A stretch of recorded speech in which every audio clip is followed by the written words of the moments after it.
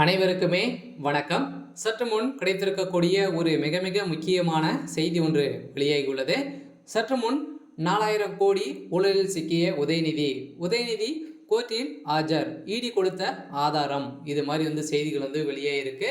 இப்போ அதிரடியாக சிக்கிய 4000 கோடி ஊழல் பார்த்தீங்கன்னா வசமாக சிக்கிய உதயநிதி ஸ்டாலின் அவர்களுக்கு தான் இப்போ பார்த்தீங்கன்னா உச்சநீதிமன்றம் போட்ட தீர்ப்பால் இப்போ கோர்ட்டில் ஆஜராகி இப்போ இடி கொடுத்த ஆதாரத்தால் இப்போ அதிரடியாக சிக்கக்கூடிய சம்பவம் தான் இப்போ நடந்திருக்கு.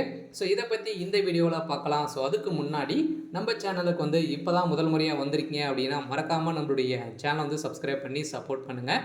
ஸோ வாங்க வீடியோக்குள்ளே போகலாம்.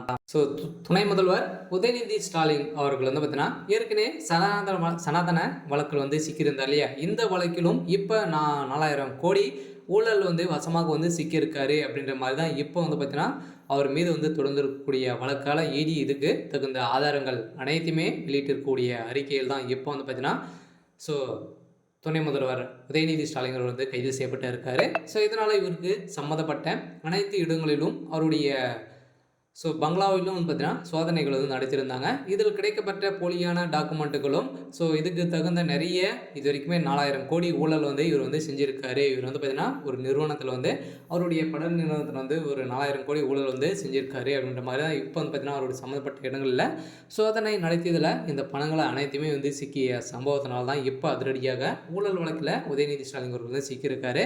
இந்த வழக்கின் எதிர்த்து தான் இப்போ உச்சநீதிமன்றத்தில் திடீர்னு பார்த்தீங்கன்னா கோர்ட்டில் ஆஜராகி இடி கொடுத்த ஆதாரத்தால் இப்போ திமுகவுக்கு ஒரு மிகப்பெரிய இடியாக தான் விழுந்திருக்கு இல்லையா. ஸோ திமுக என்றாலே பார்த்தீங்கன்னா கொள்ளைகள் தான் இப்போ அதிகரித்துட்டு ஒரு நிலையில் மக்களிடையே மக்களுக்கு நலனாக எந்த ஒரு நலனும் செய்து தராத திமுகவுடைய அரசு மீது தான் இப்போ எதிர்ப்புகள் புகார் மீதும் குவிந்த ஒரு நிலையில் வருகின்ற சட்டமன்ற தேர்தலில் ஒரு சூடு பிடிக்கக்கூடிய ஒரு அரசியல் மாற்றங்களாக தான் மக்கள் கொடுக்க போகிறாங்க.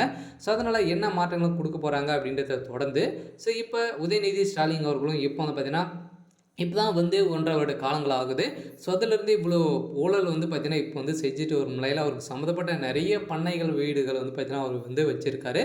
இது அனைத்துமே எதன் மூலமாக வந்திருக்கு அப்படின்றது ஆராய்ந்து பார்த்தாங்க அப்படின்னா திமுகவுடைய தலைமையகமே அழியக்கூடிய சம்பவங்களாக மாறிவிடும். ஸோ அதனால் இப்போ இந்த சமீபத்தில் பஞ்சாப் புயல் காரணமாக பார்த்திங்கன்னா இதில் கொடுக்கப்பட்ட நிதிகள் அனைத்துமே 4000 கோடி ஊழல் திமுகவுடைய அரசு உதயநிதி ஸ்டாலின் அவர்கள் செஞ்சுருக்காரு அப்படின்ற மாதிரி தான் இப்போ வெளியேறக்கூடிய செய்தியால் கோர்ட்டில் ஆஜராகி கைது செய்யாமல் இப்போ இடி கொடுத்த ஆதாரத்தால் இப்போ நிரூபணம் செய்ய போகிறதாக ஒரு செய்தி வெளியே இருக்குது. இருந்தாலும் இப்போ பொங்கல் பரிசு கூட கொடுக்காத நிலைக்கு இவங்க அனைத்துமே ஊழல் செய்துட்டாங்க அப்படின்னா பணங்கள் அனைத்துமே எங்கே கிடைக்கும் அப்படின்ற மாதிரி தான் இப்போ மக்களிடையே பேசப்பட்ட ஒரு நிலையில் இப்போ திமுகவுடைய அரசுக்கு எதிர்ப்புகள் வந்திருக்கு. சரி, ஓகே. ஸோ எனக்கான அப்டேட் இதுதான். ஸோ மறக்காமல் நம்மளுடைய சேனலை சப்ஸ்கிரைப் பண்ணிக்கோங்க. தேங்க்யூ.